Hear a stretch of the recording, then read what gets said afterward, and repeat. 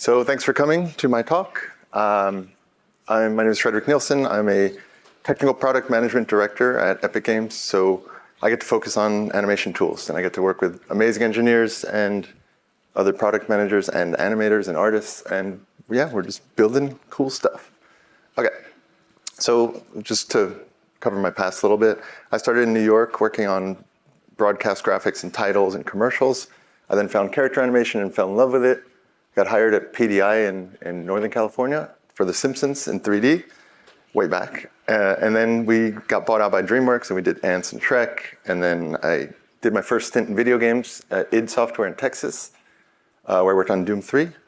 And then I went back to feature animation and worked on a whole bunch of movies. And then I transitioned my career to tool development at DreamWorks, where we built Primo. It was a custom animation tool that they still use today.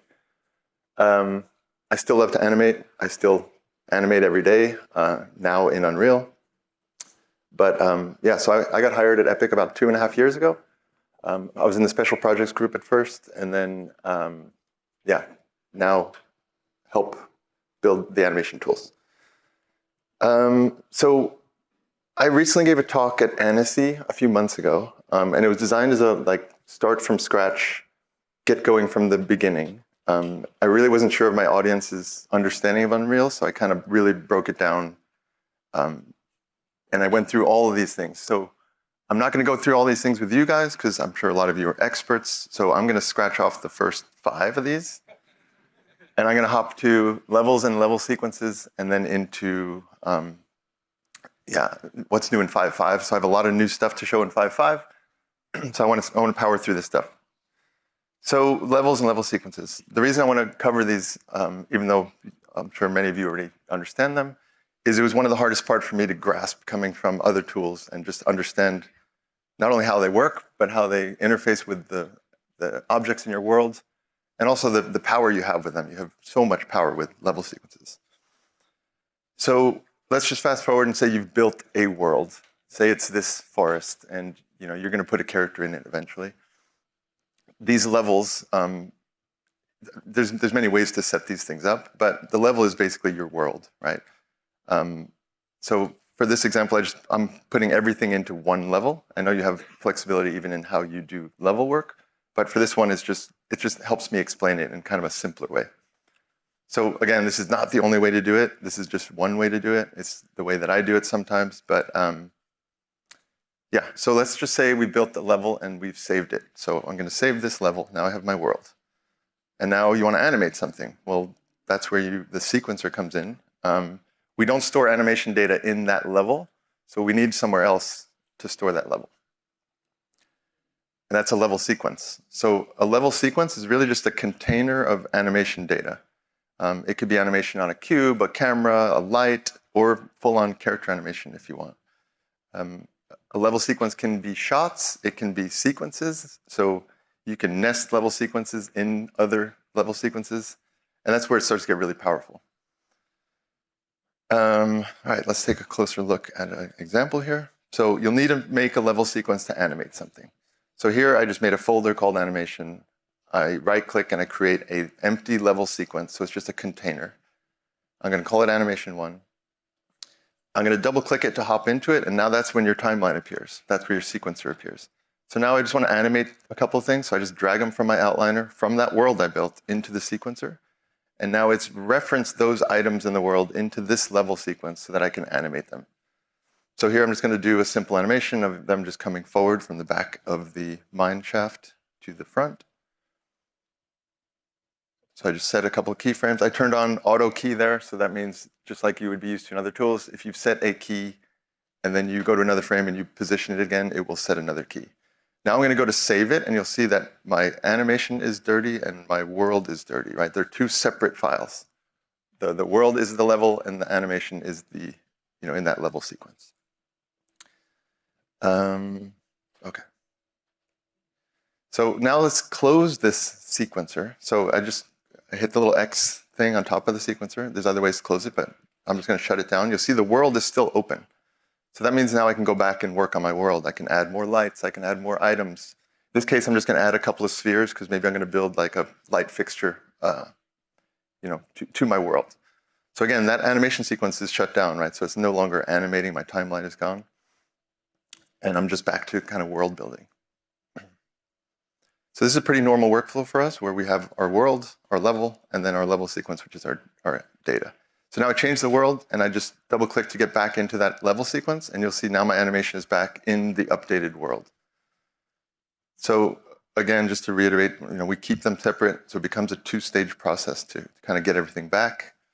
So here I'm going to just shut down. So I shut down the level sequence again. Now I shut down the whole world just by a new level. So I just want to show you how to get back. So now I load my world up, and then I go, when I find my animation, I load that up. So we actually use it set up quite a bit, so it does become that two-stage process. Again, I'm going to keep going, but this is the basics of it. So adding characters is just as simple. I'm just going to browse. So I have my level sequence still open, and I want to add a character. So I just browse to this project. I had added a character to it, so I go and find the rig, in this case, mannequin, and I just drag it into my world.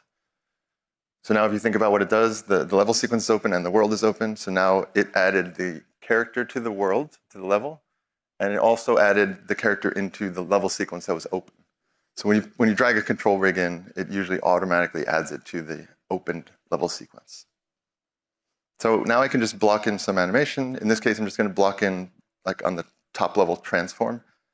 And I speed it up here because watching anyone animate can be kind of boring sometimes. It takes time. So I'm just kind of roughing them in and just adding a few keyframes. And now what if I want to animate something else? Well, I think you probably know what to do here. I'll go to my outliner again in a second, and I'm going to animate this piece of wood because maybe he's going to kick it when he runs by. So it's not in my level sequence, but I can just drag it in. And again, this is now referencing another object from my world into this level sequence. All right, so just set a couple of simple keyframes. He kicks this thing, and boom. Okay. I think I just showed that, again, now both files are dirty, right? Because I added a new object to my world, and I added new items and keyframes to my level sequence. All right, so I want to talk about these transform tracks that I was using. So they're really important, and they're really powerful. They're basically how things move around in the world. So you'll see there's a transform track under the cube here. So that means I can just start animating this cube moving around the world. Again, I have auto key on, so I just have to move to frames and pose it. If I open this light, you'll see it doesn't have a transform, but you can add transforms to things. So I just hit the little plus sign, and now a new transform track is added to that light. Now I can animate that. You don't have to do it that way. There's easier ways to do some of this stuff. If you just select an object in your world and you hit S while a level sequence is open to set a key, it will add that object to your sequencer, and it will keyframe and add a transform if it doesn't exist.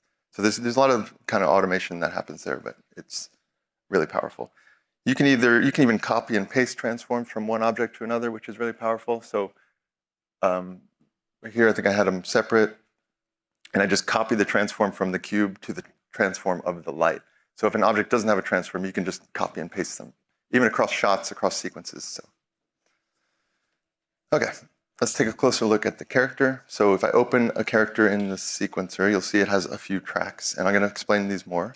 I have an animation track here that I'm not going to use right now, so I'm just going to delete it. I could even delete the control rig if I don't want the controls and add them back later, which I'll also get back to. But if I open that up, you can see my controls are in there, and then I have that transform track. So keep in mind this transform track on characters happens before the rig is evaluated. So it's that actor sliding around in the world. So if you're going to animate transforms and controls in your rig, you might get in a situation where you have sliding feet and stuff. So just keep that in mind. You're going to have to use tools to lock things down, in world space and stuff, right? Okay. Now we'll take another look at this rig. So there's a stage in production that we call rig wrecking. It's when a character TD, a rigger, will give you a character, and then you start playing around with it.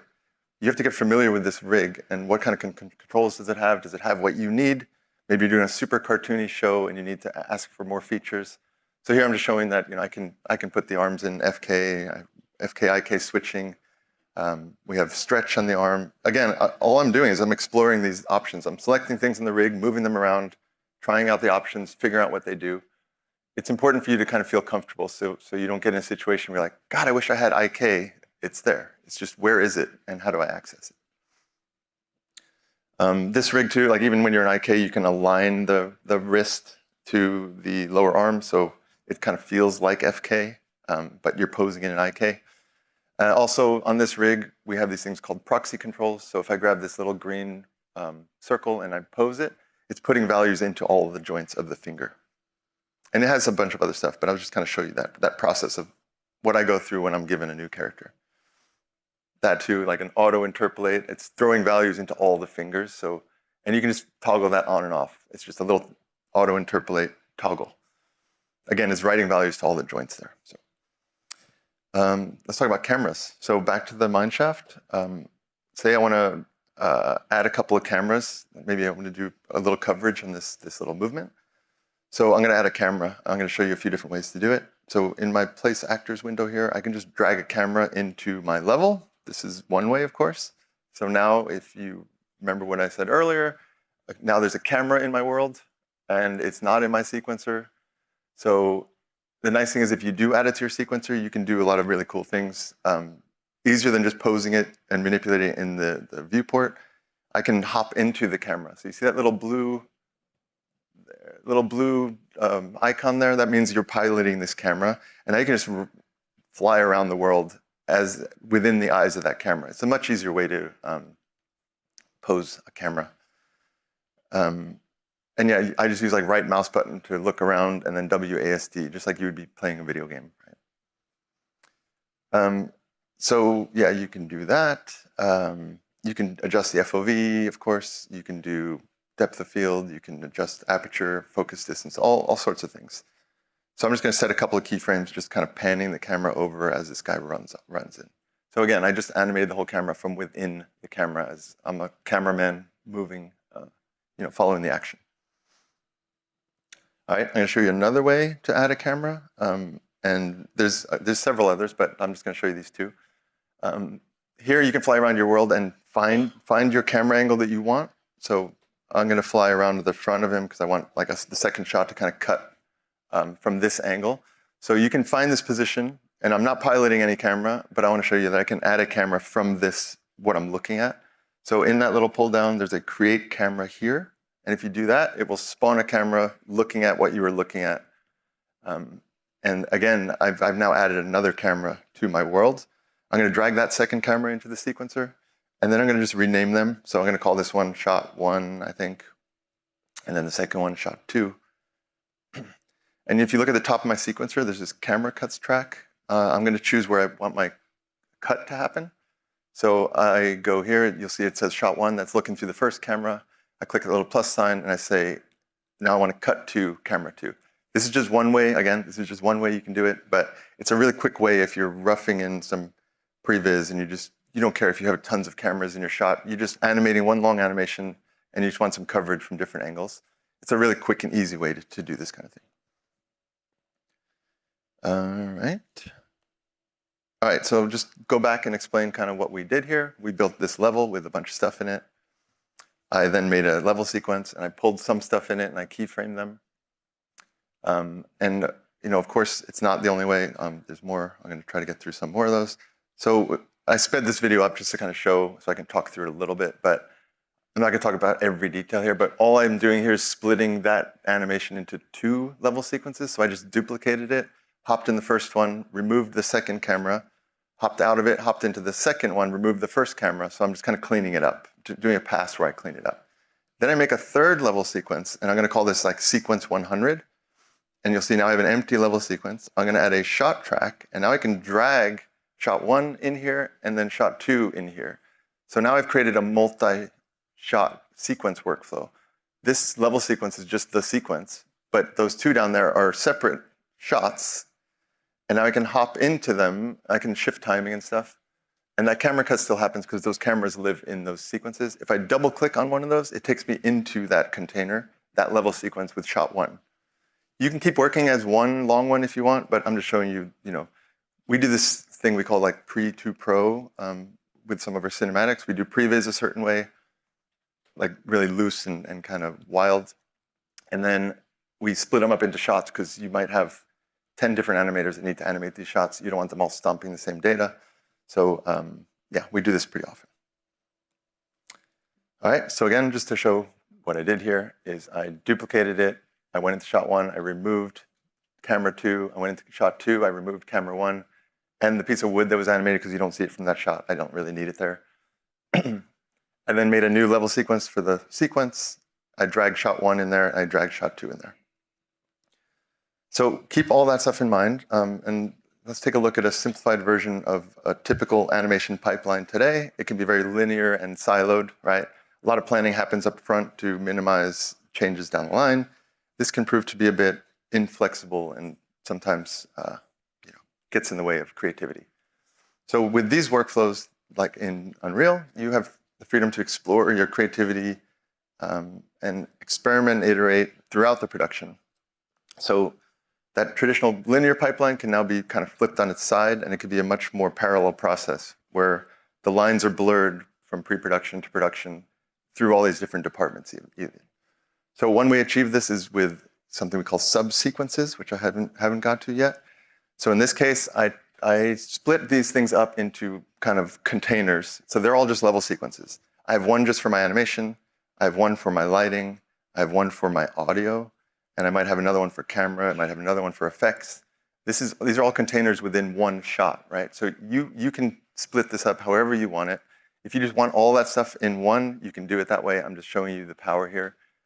I can now give each of those containers to a different artist, and one can be doing one thing while others are doing other things. They just hop into that container. They're dirtying just that one file. It all equals the shot because they're all kind of cumulative, right? Yeah, okay. So here's another example of probably one of our live events or Fortnite cinematic or something. We have tools that kind of set this stuff up for us. So if you're pretty standard in the way you work, you can tool around this stuff and build scripts that auto-generate these sequences and shots the way that you like them with colors and everything.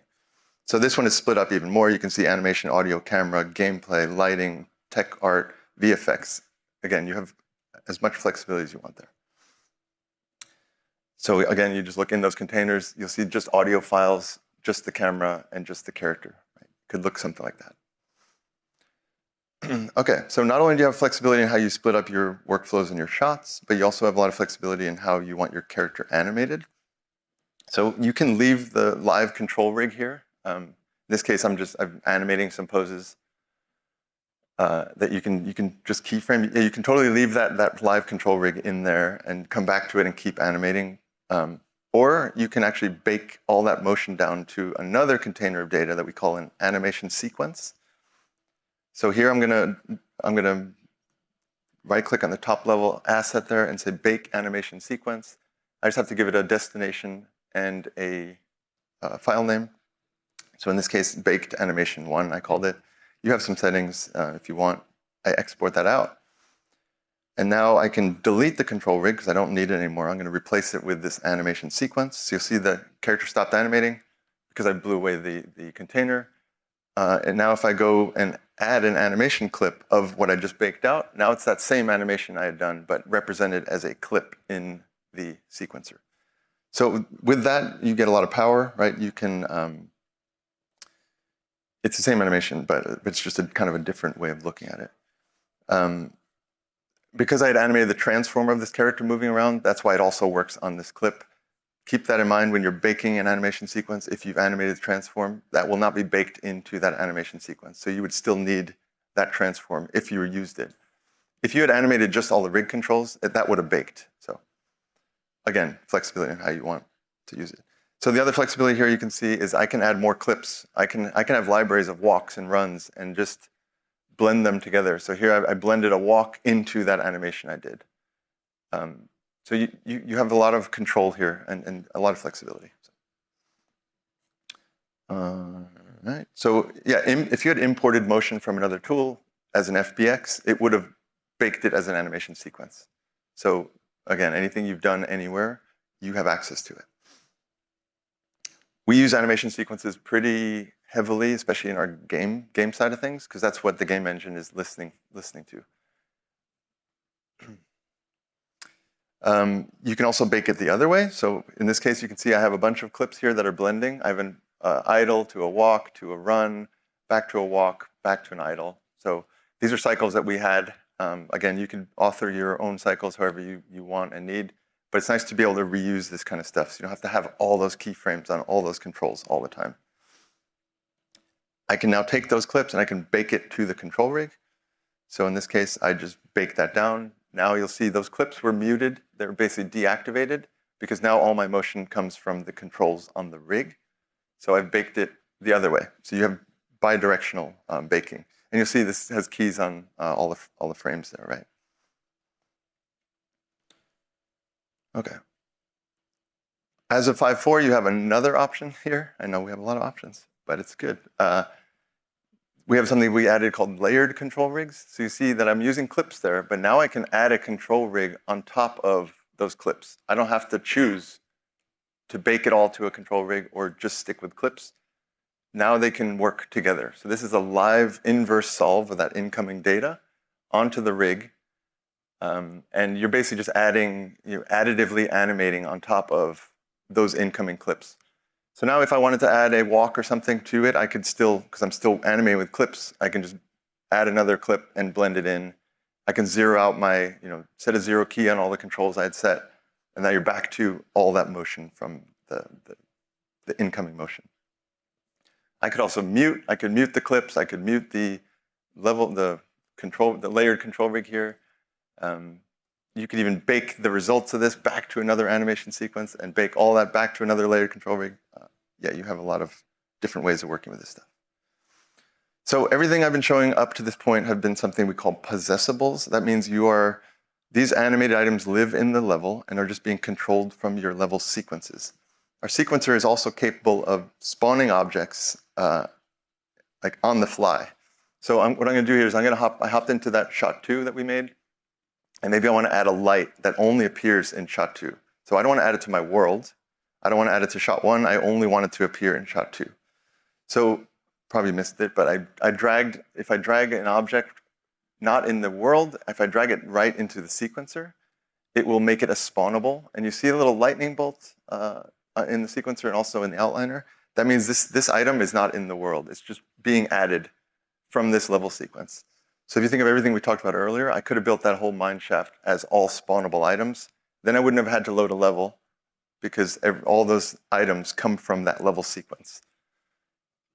So I'm not going to go too deep into this, but it is something to look into and really learn because it's really, really powerful.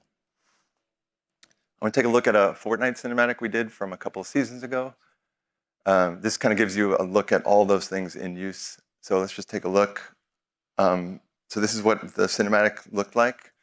But the cool thing is, this is also what it looked like for the animator. So if I pause this here and I hop out to my editor, now you'll see this looks very familiar, right? This is the sequence. These are the shots.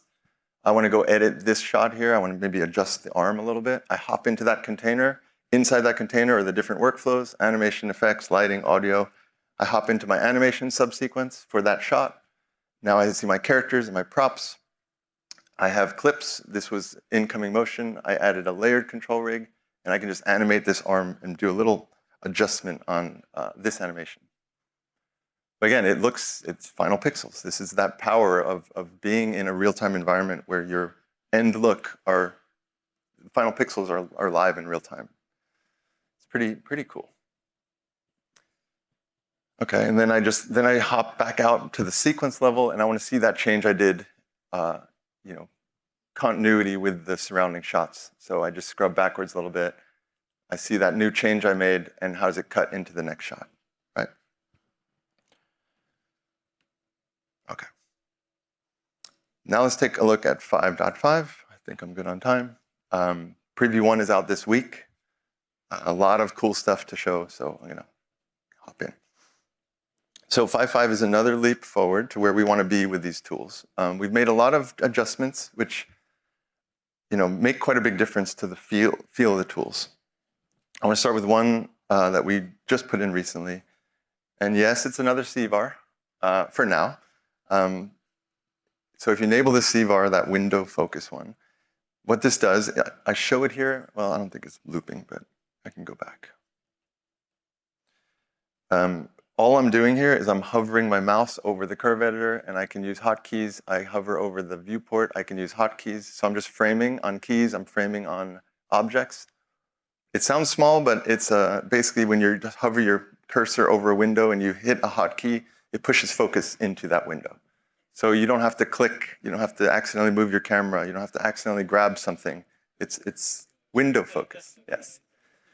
It's huge. I agree. I thank Benoit for that one.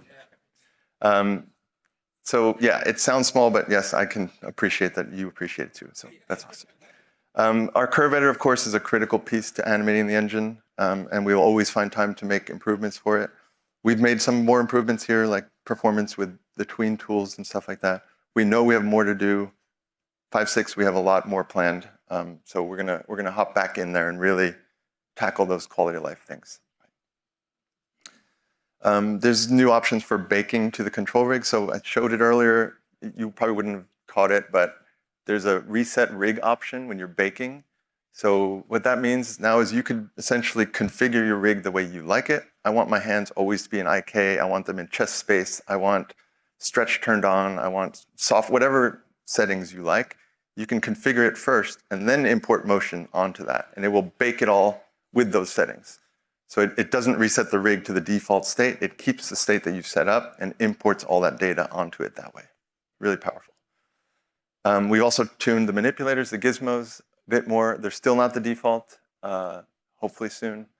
We are in the middle of making sure that they work globally across the entire editor, across all workflows. So you still have to enable the plugin and enable the preference if you want the new gizmos. Use them though. They're better, I think.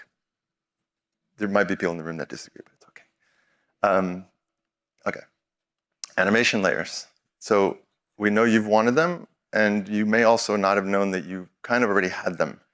So sections in the sequencer are basically animation layers. I used additive sections all the time. There are even ways to reduce, you can even reduce the controls that were in those sections and animate the weight of those additive sections. We had additive and absolute. I mostly just used additive. So in 5.5, we've added a whole new animation layer system, including a layer manager that might look familiar. You can have layers that span across multiple items or controls. You can add and remove items at will. You can collapse just the selected layers that you want. We also have an override system now, which I'm sure many of you animators that have used them in other tools probably have wanted them. So let's just take a look at how they work. I have a cube, I have a character, and I have a camera. I'm just going to set 2 simple keyframes on each of them. I don't have any layers here. I'm just animating the base layer, essentially. So you can still work how you work. You don't have to use layers. There's now a new layer in the animation mode there. There's a layer icon, which enables them. It'll bring up that little window. You'll see it's right there. I now select the objects I want to put into a layer, and I just create a layer. And now those, I have the character's control, I have the cube and the camera all in one layer. In that layer manager, if I toggle between the active layer, you'll see that it's actually switching the active section for all those items down in the sequencer. So, and also if you look at that noise layer, only the body is in there. That's the only thing that's in there. And if I want to add something, I can just select the head and say add, and you'll see it's now added to that section. So it's still using sections, it's just controlling them. It's kind of like a system on top of multiple sections across multiple objects.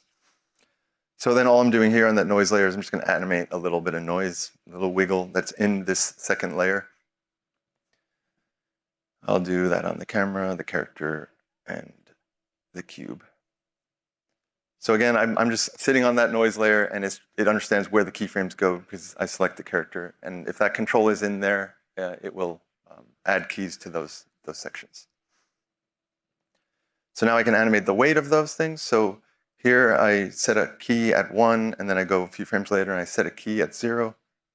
And it's going to remove, or it's going to blend out the effect of that layer. So you see that noise by the middle of my shot now. If I set it to 0, it will blend that out, right? So it's there, and then I blend it out, and now it's no longer there. You can mute these things, you can unmute them, you can animate however you want. Okay, I know it's a really simple example, but it shows what they can do. Take it one step further and look at overrides. So there's lots of ways to use these. I'm going to show you just one way that I'm using them here. Say I want to change this pose, and I want to change it at the beginning of my shot and the end of my shot. So what I can do is I'm going to select all the controls on this character. I'm going to throw that into a animation layer. I'm going to call it, I don't know, I'm going to make it an override, and I'm going to give it a name like, I don't know, idle or something, new idle. So now what you see when I scrub is it's just holding that pose because I've overridden everything that was in that previous layer with, so if I dial that to 0, you'll see I get my original animation, but now I have this new layer which is overriding all that motion. So now I can just set a keyframe on that first frame, and I can just pose my character, right? I'm just going to change that idle pose that he's in.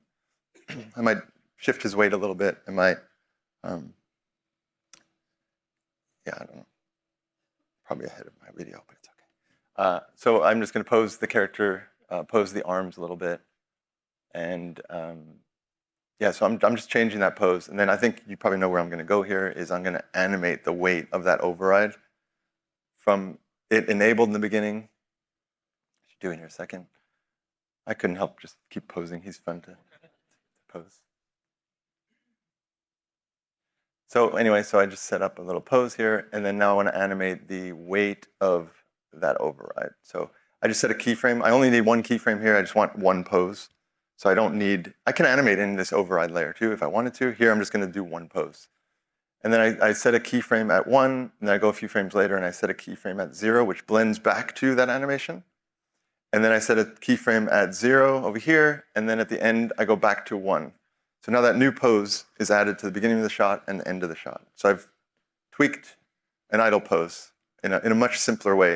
Because if I had baked it all down and had to go into all those keys and then transition them all, in and out, it's a lot of extra work. So, okay, sequencer. So we've done a lot of improvements to the sequencer. I'm going to start with this thing we call sidebar details. So it's basically this shelf that we added that can come out of the side of the sequencer. And these are all your properties, all those right-click properties that so as I click on different tracks here, different things show up here. So if you imagine you have a sequencer with tons of assets and you want to go change that property or that H bias on something, you can just click through them and see them. And you have, thank you. Andrew, Greg, they're here. Amazing stuff. You can dock it. You can have it just floating like this. You can pin it. You can dock it, which pushes it over, so you can leave it there. You can hide the whole thing if you don't want it. If you're animating day to day, you might not be in here that much, but a lot of other workflows do rely on getting to this data.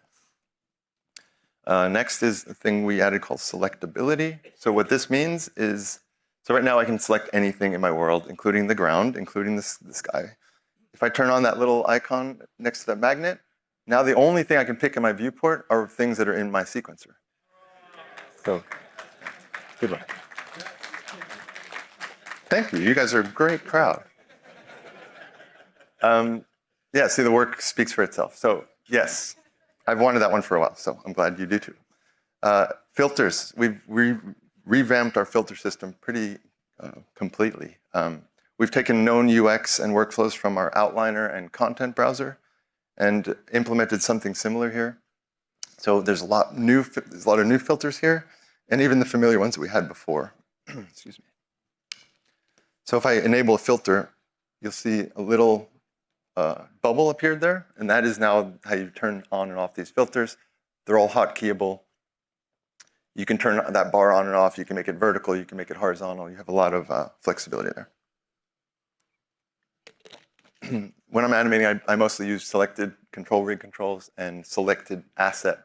So basically, everything else is hidden from your sequencer unless it's what you're focused on. Okay. Display actions. So this is one of my favorite things we added. These let you easily and temporarily control what you're looking at in your sequencer. You can easily reduce clutter and work just on what's important to you at the moment. You can isolate what you've selected with Alt-Q. It's a hotkey.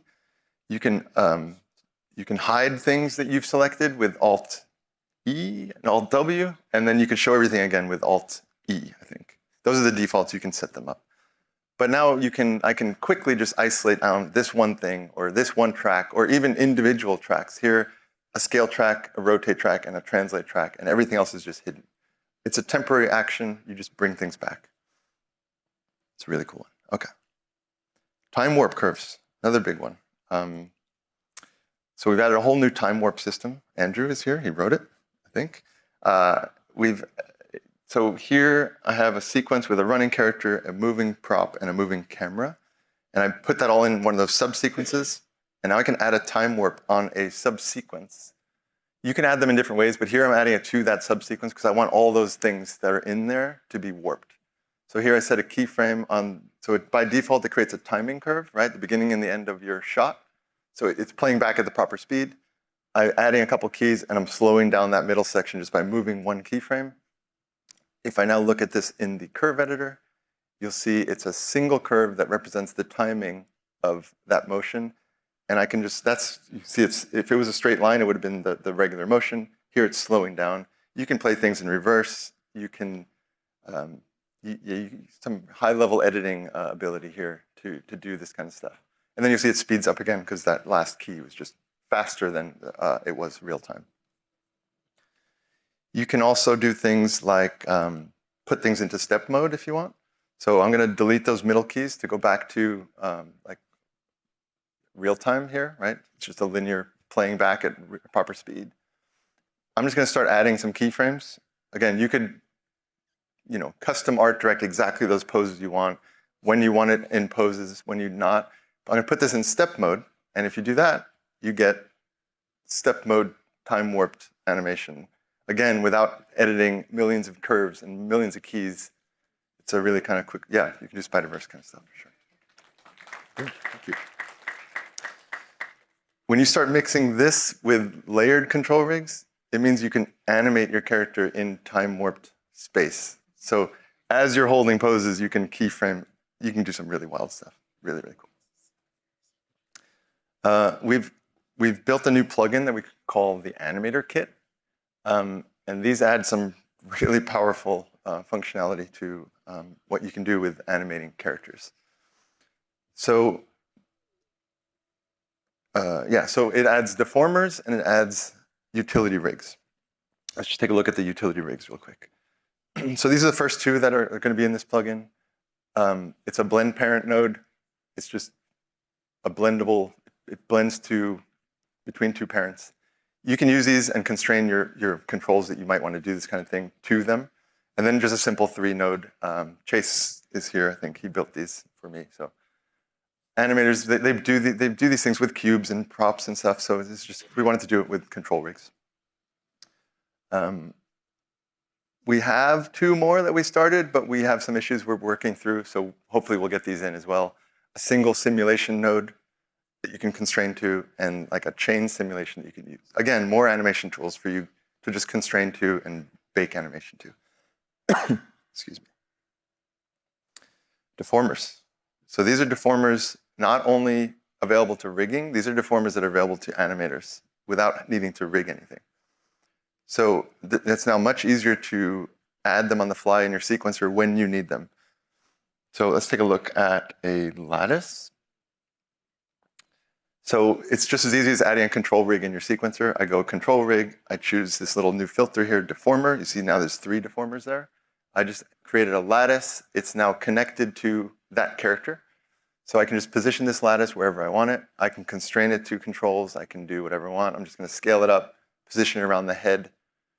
And then again, I'm looking at pretty pixels, but now you can start deforming them however you want. So I hop back in my camera and I just move some points, and yes, you have a lattice that you can do all sorts of crazy stuff with. Right now, we don't have the ability to change the number of points on the fly, so we're going to supply 3 lattices, like a 2x2, a 3x3, and a 4x4. You could always go into the control rig and make your own copy if you need a 10x10 lattice or 1x1, whatever you want. You can make your own too. So again, when you enable this plugin, those control rigs are available for you to hop into and look how they were built.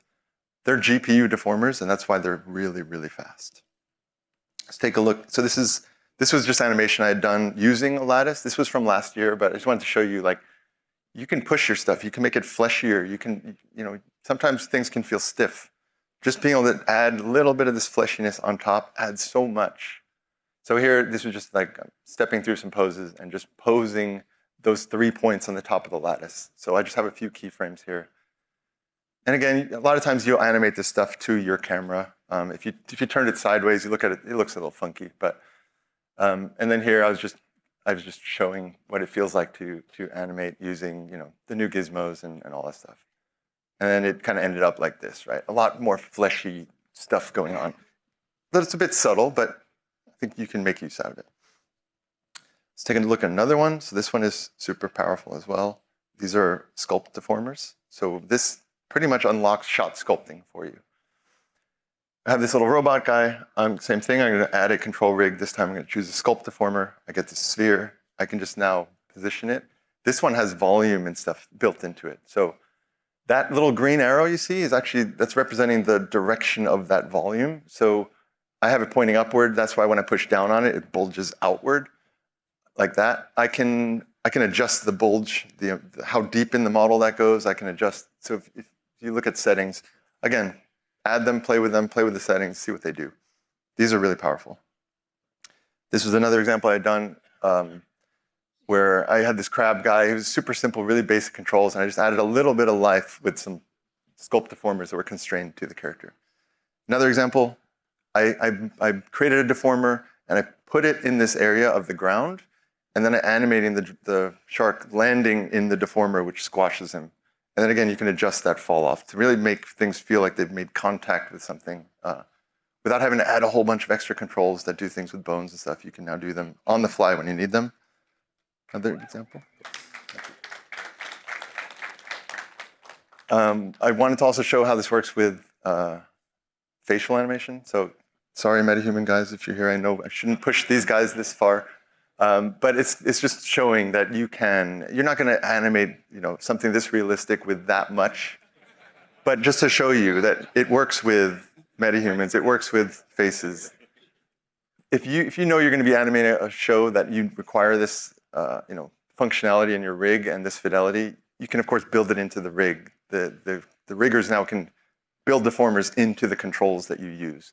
I'm just showing that I can add these as an animator without even hopping into any graphs and connect anything. I literally just added them, constrained them to his head. And then I constrained the sculpt deformer to these little spheres just so I can have them to move around. When I worked at DreamWorks, all of our rigs had this. It was an upper face, lower face squash stretch. If you look at Disney films, Pixar films, stop on any frame, you're going to see a little bit of this stuff being used, especially to camera, right? Like 3/4 shots, you really kind of cheat stuff. Okay, this one is cool too. Lots of toys to play with. I was talking to the guy, Jack Kai, he's our deformer engineer, about this technique I'd seen years ago where, so I'll just explain it as I go here. So I'm going to add the third type of deformer that we've included, and this is called a camera space lattice. So if I add this one, again, to that character, because I know I want to deform that character. So I add this, which adds this little thing there, and then all I have to do is constrain it to my camera. I'm going to turn off maintain offset because I want to snap it into the position of the camera. So I constrain it, and now if you see what happened here, I have this grid now that is in the eyes of my camera. And what do you think happens if I move a point on that grid? It will deform the character through the lens of the camera. Thank you. This lattice, he even got, with control rig somehow, he enabled soft selection. So I can now move a point that moves lots of other points with a fall off. And this is done inside the control rig. I don't know how the hell he did it, but I was like, it would be really useful to be able to move more points with a fall off. He's like, I can do it with controls. I'm like, okay. So he also wanted me to remind you that these deformers need to still exist in your level sequence and still need to be connected to your skeletal mesh for them to work. You can't bake down an animation sequence and expect the deformers will be part of that. We'll look into that kind of thing in the future. But right now, if you've baked it to an anim sequence, know that you have to still have those deformers constrained to the bones of the skeleton to be able to do this. But you can see here, like, I can smear and cheat things. And this is all in 3D space. So if I hop out of the camera and look at it, it's going to look really weird. You know, his arm's all stretched and weird, but I think you can see the power here. Obviously, if you move the camera after you've done this, you're going to move that warped space. So just keep that in mind. You kind of want to finalize your camera before you really get into this kind of thing. Anyway, it was just like a friendly challenge that he exceeded and was able to get in there. So we're going to hope to add more of these things. So if you guys have any ideas on other deformers, we can get them stood up pretty quick. I want to remind you of some awesome talks. I think people here in the room. So Chase Cooper tomorrow is giving a talk on modular character tools and control rigs. Greg Richardson is giving a talk on the future of gameplay cinematic authoring. Unfortunately, it's the same time as John's talk, which is advanced animation techniques in Unreal. John is a lead gameplay animator on our Lego Fortnite game, which is completely being rigged and completely animated in Engine. So he's got a lot of cool tips and tricks on how an animator sits and uses these tools, and adapted from coming from Maya, and lots of cool stuff for you. That's it for me.